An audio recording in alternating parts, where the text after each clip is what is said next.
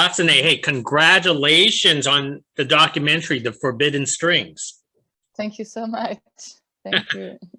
So how does it feel that this is being showcased virtually and at the drive-in at the Santa Barbara International Film Festival this year? Well, to be honest, for us, so far away from the festival, and to have this all like happening virtually, it's like we don't really get any sense of anything, you know. It's just, yeah, like sometimes you receive some feedbacks from people. I received a few emails from people who found us, who watched the film and found us. Other than that, it feels so quiet. It's amazing that the film is in Santa Barbara. I think that's a very nice way to go for the American premiere of the film, and then like the American circuit, hopefully. But the rest is just, yeah, the film has been going to all these online festivals and it feels so quiet, let's say. It's a different type of feeling because you would love to have that in-person feedback, right? Of course, yeah, you would like to be there, be with the audience, see the film on big screen, and then to have this dialogue. But at the same time, I also very much like the fact that when the films are shown online, they also somehow democratize the distribution. So, for example, now the film is geo-blocked to California, I guess. Yeah. So everyone in California can watch the film. You don't need to drive up to the festival, like to buy a ticket and to sit to watch the film. So everyone can watch. That's also something which is, I think, has transformed a little bit the way the films are distributed this year. So the positive and right side, let's say. Well, hopefully it doesn't last too much longer for the rest of us. But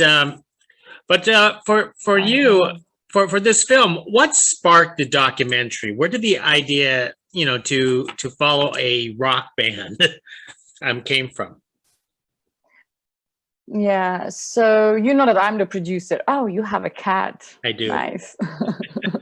I do know you're the producer, yes. Yeah, okay. Yeah, so basically the director of the film, he is also of Afghan origin. He comes also from the same background as the protagonist of the film. So he's been friends with the male protagonist of the film for a few years, and he has seen them grow for years. I mean, grow, but in a very, very slow pace, because they've been laborers, they had to work a lot during the day, but he knew that they all have this passion. At the same time, he also had his passion of being a filmmaker, and The Forbidden Strings is his first movie as well. So in a way, like both of like this rock band and the filmmaker himself, in a way, they all had this dream of achieving something through the art they had. And at the time in 2015, I had just finished my studies in Europe, and I went to Iran, and I co-founded this collective where we wanted to somehow accompany other filmmakers who do not really have a direct and good access to international scene, like to help them to tell their stories. And because Hassan was coming from this minority community, for me it was very important to like start also our collective with this film. And he told me that he has had this idea, but he didn't have the means to like produce a film, and that's how we got on board. And as I said, it was important that as his protagonists were somehow seeing their dream of going to Afghanistan coming true, he was also seeing his dream of making his first movie as an Afghan living in Iran coming true. So it was some sort of, yeah, like a collective dream happening for him and for his protagonist, let's say. So did you find Hassan, or did he find you guys, you folks? So I found him because I was also doing a research for a documentary about an Afghan community myself, a film that I directed at the same time as The Forbidden Strings, who was released a few months later than The Forbidden Strings. So I met him because I knew that he's a filmmaker and he's studying films, and I wanted him to help me with my project. But then he pitched his project to me when he knew that we were doing this collective, and then we said, let's do it. And we started his project before my project. So on his project, I became the producer. On my project, he became the sound engineer. So what kind of guidance did you provide him on this film project? Because I understand, filming in Iran and Afghanistan is quite a lot different from filming anywhere else around the world. Yeah. It has its own particularities. Well, I mean, for Iran, I mean, what could be particular about filming such subjects is some sort of authorization and permissions you have to get, but we didn't go through that. We kept the production of the project quite underground. And I mean, underground, not in a way that we're doing anything illegal, but it's just that I wasn't sure making a film about Afghan community, which is very underrepresented and quite discriminated in Iran.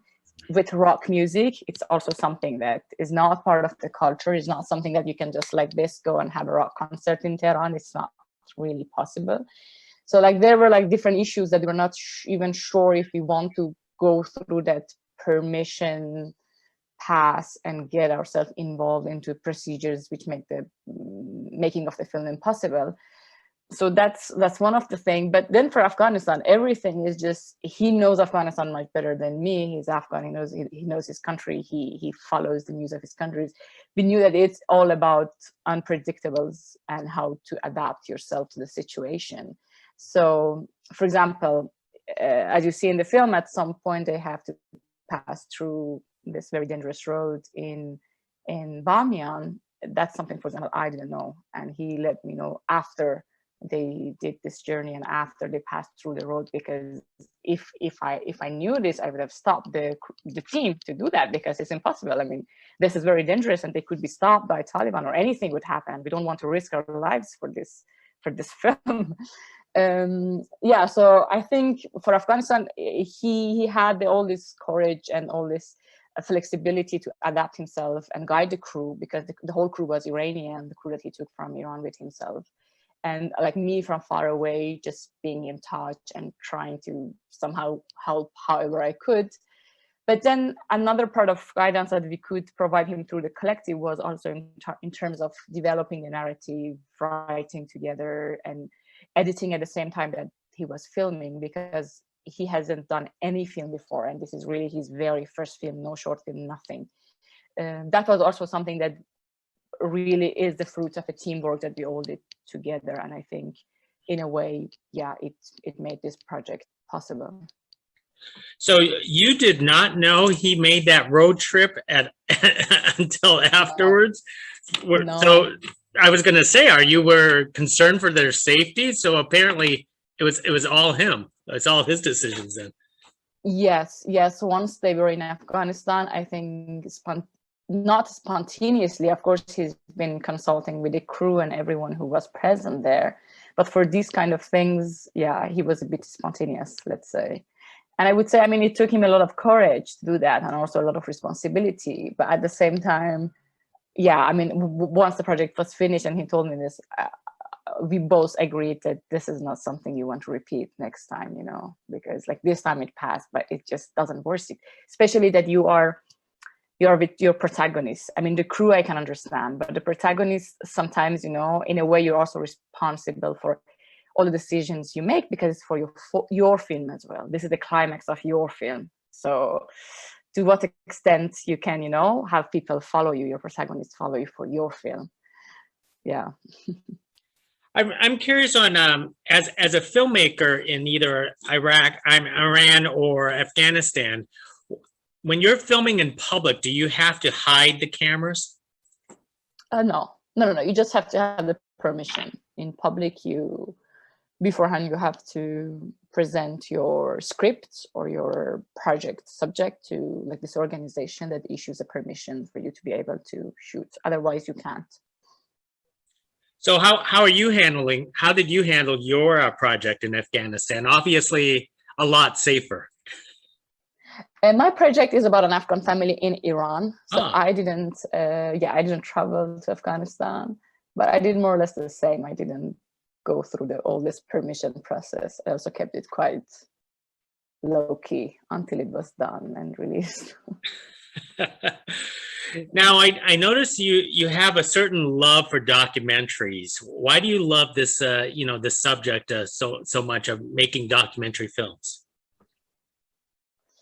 Well, I mean, personally, for me, it's with documentaries, you always have a lot of stories in front of you taking place that sometimes you can't even make them, and you can't like recreate them in scripts we are surrounded every day by millions of very, very inspiring people, very inspiring stories around us, that like as a filmmaker, as an artist, for me, like I don't even go further than that to want to tell anything from my own brain when I'm so surrounded by so many interesting stories. It's just, I think it's just enough to look closer at all these stories, be inspired, and then find your way to change them into something very creative and very inspiring for other people as well.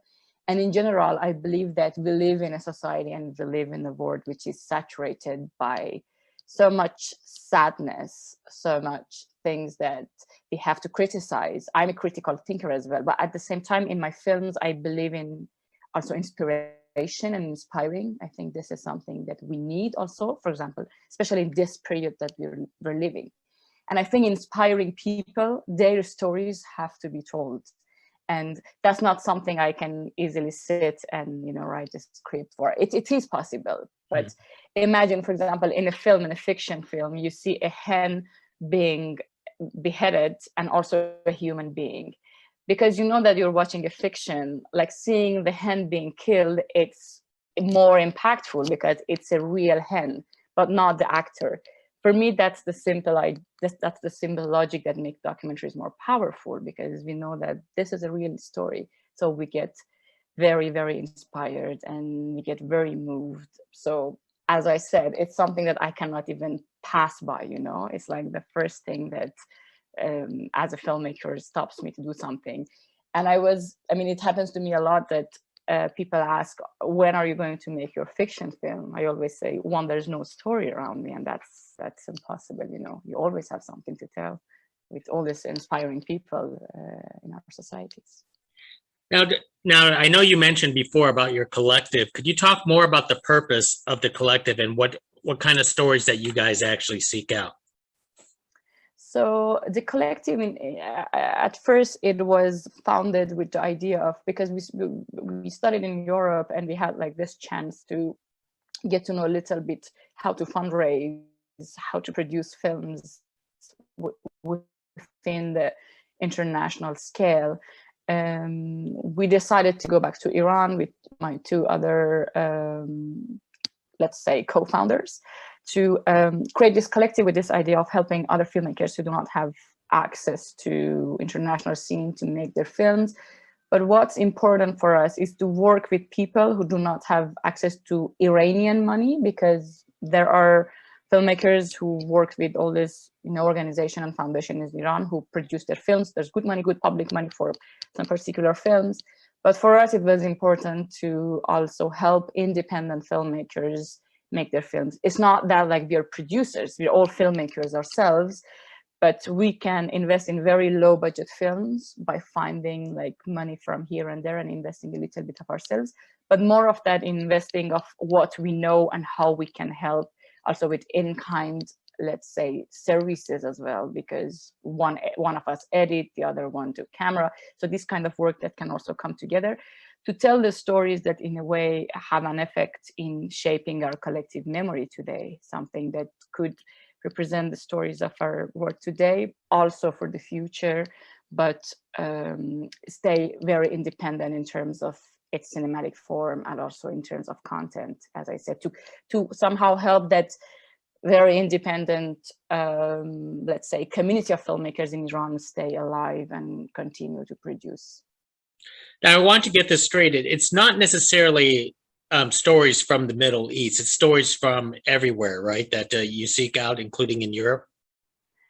Like, let's say, global south, more or less. Yeah, I can say, like, yeah, if like for now it's been focused on Iran and Afghanistan, the projects we've been doing. But for me, ideally, it's very important to expand the collective so we can make like films from global south without having to go through co-productions with global north. So we can create this independent community in global south, you know, so we can tell our stories without having to comply, you know, with the taste and with the way we look at cinema, especially from Europe. I say Europe because I know European cinema, and because I'm based in Europe, I don't know about the States.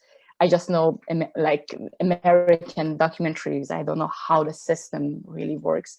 So for me, it's important that our vision remains independent. So we can make films in the global south with people from the global south, stories from the global south, but bring it to the world everywhere, also to global north, to be seen and to be, let's say, recognized and acknowledged. Excellent. And when audiences check out this documentary, The Forbidden Strings, what is the one thing that you hope that they could walk away with after watching this documentary, this film? For us, what was very important from the beginning, and also for the filmmaker himself, because he comes from this underrepresented community of Afghans in Iran. His family was immigrants, and I mean, they are considered immigrant. He's also considered immigrant without being, while being born and raised in Iran. But for him, it was very important from the beginning to send this message that as an immigrant or as a minority, if you have a dream, you can follow that, as simple as that. Maybe it does not take you anywhere. Maybe like in the end, you do not necessarily see the dream come true. In the Forbidden Strings, it does come true, but then there's no follow-ups for these rock musicians, because yeah, to perform a rock concert in Afghanistan, it does not mean that tomorrow you're going to be contacted by all these producers to produce your next album. Like, they just perform this concert for local people. But it was important that they saw their dream coming true. They went on the stage and they performed for like almost 1,000 people, you know.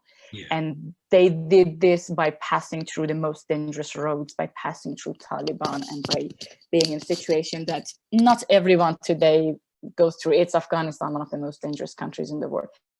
So I think that's very important, that if you're in minority, if you're underrepresented, if there's like discrimination in the society, of course, these are acknowledged. It does not mean that everything is on you. The society only limits you and can put you in vicious cycles of not being able to improve or develop skills, but follow your dream. And it's your right to have a dream, and it's your right to follow your dream, and just somehow leave this vicious cycle of immigrant, poor, you know, never wanting anything more than just a simple life. That's a great message. Well, let me leave with one more thought, because I know the world is still, you know, a lot of the world is still under lockdown, but we're starting to recover. And I understand France is under lockdown again. How are you staying sane and creative during this entire time for you? Well, it's been very difficult. I think it's a daily challenge for everyone. Of course, I also have like cycles of being very low energy, demotivated, not being able to do anything. But at the same time, I think as artists, in a way, I always see this responsibility that we are some sort of actors as well, cultural and artistic actors in the society. And for me, there's my passion for my work and this drive for my work that somehow help me keep my head up. It's not every day, it's not all the time, but I've been trying to at least have like every day to have like moments of creativity by writing. I've been writing a lot because I can't do many other stuff. I've been editing a lot, but that's been to be able to pay my rent. But in order to keep myself sane, I started to write. And that's something I didn't do before. So I took some creative writing classes online. So it obliges me to write and to take moments to connect to myself, to connect to my passion. And somehow when you're locked down in the house, and you can imagine all these small Parisian studios and apartments and very, very small spaces. We don't have like these greens like you have behind your windows and all these things. So I think it's also a good way to just go inward, go inside yourself, so you don't get very bothered. And for me, for example, writing, dancing a lot, listening to good music and dancing a lot has been a great help to fight some sort of depression, let's say, but it's very difficult. Tell us about where other places that the Forbidden Strings are going to be playing. Yeah, so the film is available to be watched until April 10 in California through Santa Barbara Film Festival. And then our next festival is going to be in Mother Tongue Festival in DC I think it's also geo-blocked by for the residents of DC, and it's going to be available from April 26 to May 9. And you can follow us on social media. Just tap the Forbidden Strings, both on Facebook and Instagram, for our upcoming, let's say, festival screenings. Well said. Well, hey, thank you very much for this conversation. I look forward to your next documentary, and contact us again when you want to talk again. Sure. Thank you so much. Have a good day. It was lovely to talk to you. It is lovely to speak to you too. Thank you. Bye now. Thank you. Yeah. Thank you. Bye. Bye.